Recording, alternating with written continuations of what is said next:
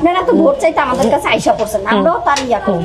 যখন আপনাদের ভোটটা শেষ হবে তখন আর আমাদেরকে চিনেন না। আপনি কি এর আগে আপনি কখনো আমি ধোকা দিয়েছি কাউকে বা এই প্রার্থী ধোকা দিয়েছে?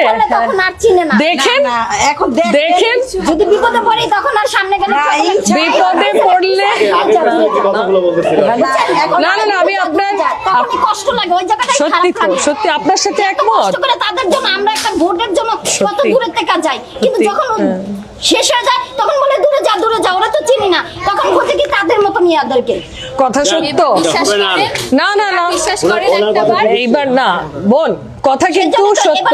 এবার তো এই শেষ, আমি একটু এখন বলি? একটা সুযোগ দিন, হ্যাঁ। আমরা এবার একটা সুযোগ। না এই কথাটা সত্যি কথা বলেছেন, আপনার কথার সাথে কিন্তু আমি দ্বিমত পোষণ করছি না, কথা পুরা সত্যি। বাংলাদেশের জনগণকে পদে পদে প্রতারণা করা হয়।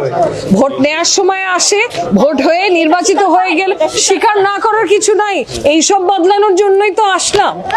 আমি সেটাই বলতে চাচ্ছি, আমি একজন আইনজীবী, সিনিয়র আইনজীবী সুপ্রিম কোর্টের। টাকা পয়সার কারণে আমি রাজনীতিতে আমার স্বামীকে সহায়তা করছি না, আমার টাকা পয়সার ওভাবে দরকার নেই, আমার চাহিদাও কম, যতটুকু চাহিদা অতটুকু আমি জীবন নির্বাহ করে খেতে পারছি। কিন্তু আমাদের সবকিছু ছেড়ে আসার উদ্দেশ্য একটাই, দেশের জন্য কাজ করা, এলাকার জন্য কাজ করা। এবার আমাদেরকে সুযোগ করে দেন, তারপরে আপনি দেখেন কি হয় ইনশাআল্লাহ।